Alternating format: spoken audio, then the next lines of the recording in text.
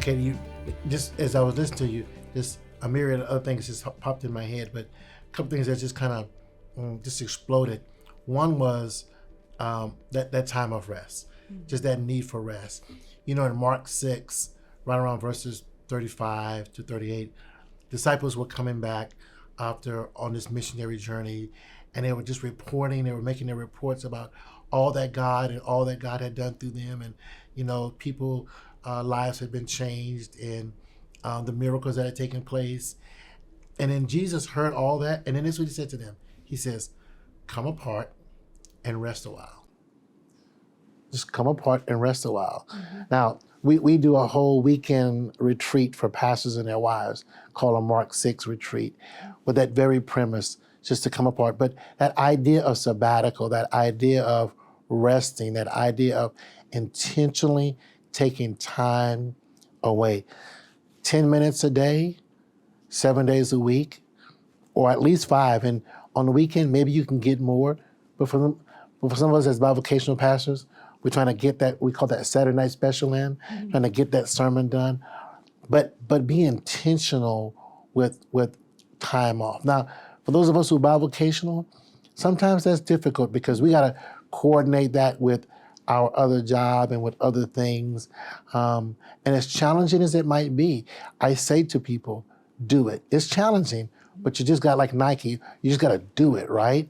And so one of the things that I share with people, pastors, is listen, when you put in your calendar out for the year, before you put all of the other activities, and that's another thing that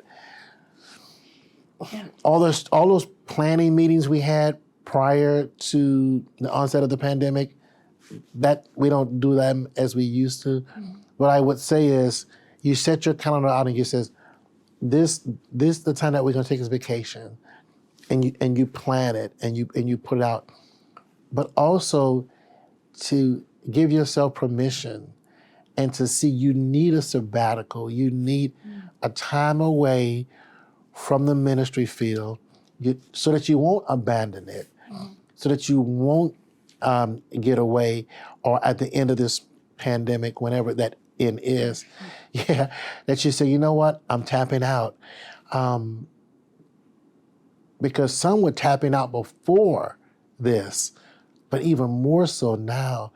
But to be intentional, and I'm excited that here at Texas Baptist, we offer through our Center for Ministerial Health this sabbatical grant for pastors, Texas Baptist pastors. You can contact us, connect with us at txb.org and get some more information about that. But that idea of a sabbatical, just if it's 2 weeks away from the ministry, just got to trust God for it. I think a lot of times we have such a pressure on ourselves that we say, I can't be away for 2 weeks. And here's the reality. If something was to happen to us tragically, where we were not able to be at the church, it's going to go on. God forbid if, or when the Lord would take us home and we're no longer here, it will go on. So don't think, we need to stop thinking that it has to be our hands all the time. That gets away from the superhero role or the savior role, or just those kind of things. But that sabbatical is in that time of rest that you need it. And I'm preaching to myself now, because I'm getting better. That's my confession. I'm getting better. I'm getting better, fellow bivocational guys and ladies. I'm getting better because it's difficult. It is difficult. You're trying to find that time, but just to break, just to say, and I like that idea, says just take a mental rest. Just say, 10 minutes, I'm sitting there, whatever. It could be with music, it could be whatever it is, or nothing. Just let nature talk to you, Exactly. Yes.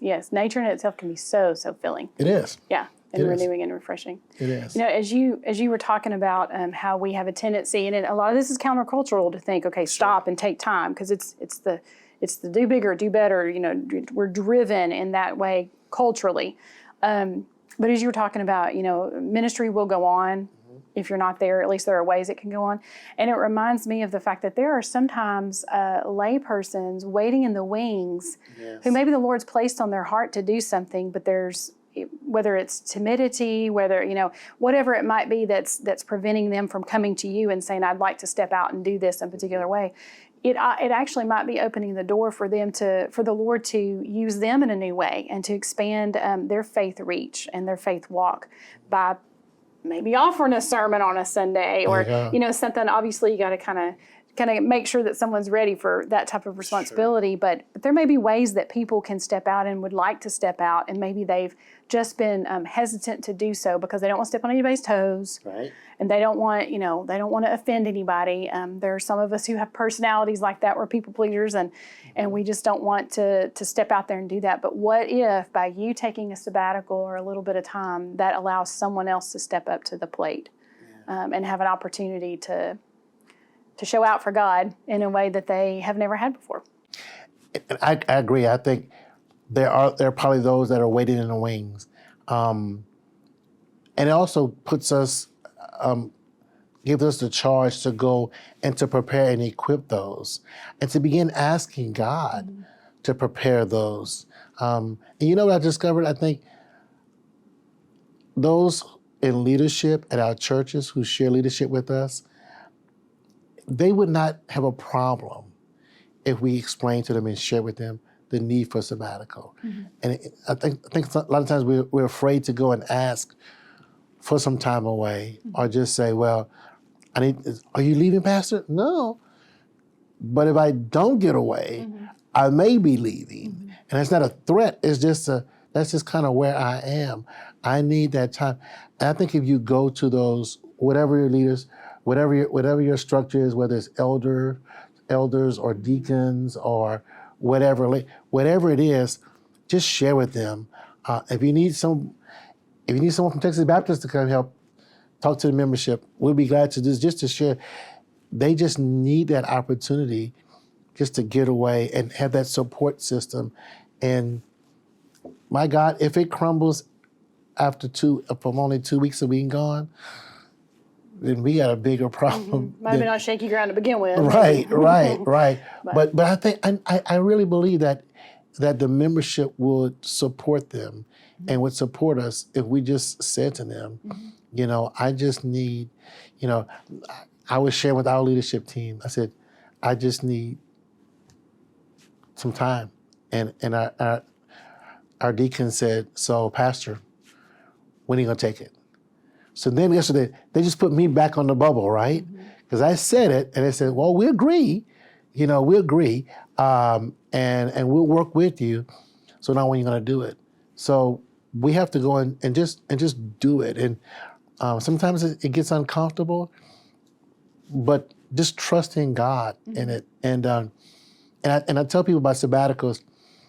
Some people like to take sabbaticals. Says, I'm just read through the Bible for the whole whatever time period, or I'm a study sabbatical. How about you just do nothing sabbatical? Just this week is not a reading. It's not catching up on my devotion. I'm gonna stay in my devotion time, but I'm not gonna try to catch up what I've missed. I'm not gonna try to catch up on the commentaries that I didn't read or prepare. This is not a planning sabbatical. Sabbatical means you rest. You do nothing with the land. You just let it rest. God Himself put in sabbaticals with the fields. He says, at a certain point, don't plant, let it rest. He created the Sabbath for us. So I'm with you, sister. I just think that we definitely need to be, especially now. And we can't say, well, I'm gonna wait until this is over, or it's gonna get a little better. I don't know if it's gonna get better. I'm believing that it will. Let me say, I don't know I'm not saying that if it's gonna get better, when it's gonna get better, but you need it now. So let's get it now. Yeah, we don't know what the new normal is going to look like exactly. I mean, we're kind of living it day by day, but Exactly. we don't know exactly what it's going to look like. Yeah. And as you were talking about sabbatical, and I know sometimes that's hard for people to hear, particularly those that are more doers. You know what? I just got to kind of sit around. So maybe not think about it as rest as in just doing nothing. But you and I briefly recently spoke about maybe it means just kind of delighting in the things of the Lord. And that meant gardening. That meant in just doing something that's very different from what you normally do. Yeah. But yet it fills you up and it brings you joy. And again, you know, we've already mentioned the connection to nature and so forth. And it's always good for us to get some vitamin D and get outside. But yeah, their Sabbath can look different ways. And it doesn't have to be laying on the couch just doing nothing. There can be ways that you can delight in Sabbath and in actually some activities that are not necessarily stressful, but that are life-giving. That's good. Yeah. And you know, you and I also kind of as we were in preparation for our conversation today, I made a comment to you, and I know that this was something that you said kind of resonated with you in that moment, so I'm going to share it with everyone else as well, because basically in the mental health world, what we're talking about, what we had already kind of seen coming even prior to pandemic, there was rise in depression, anxiety, trauma, and those sorts of things. But the terms that I used with you, I said, in the mental health world, what we're hearing and looking at is there's a tsunami of mental health issues that are coming. And we don't know exactly what it's going to look like. We don't know when it's going to hit, so to speak. I mean, it's already in process. But as I'm thinking about our conversation, you know, it's so, so important to try to take and heed the information. If you've got an opportunity to take a sabbatical, if you can start to implement that little bit of time and then maybe in 2 weeks increase it to 20 minutes or whatever, I can't even express to you how important that's going to be as this wave of whatever the new more normal is and whatever the mental health and emotional issues that are coming, the stresses are coming. It's going to be so important for you to have the opportunity now to take action on that rather than waiting for those waves to crash and you were already on shaky ground, as we've mentioned before. So, because when they crash, it's going to just like a tsunami. It's going to take you out. I mean, it's just one thing after another, and resting now is preparation for later. It's okay to do that. it is. You know. Yeah.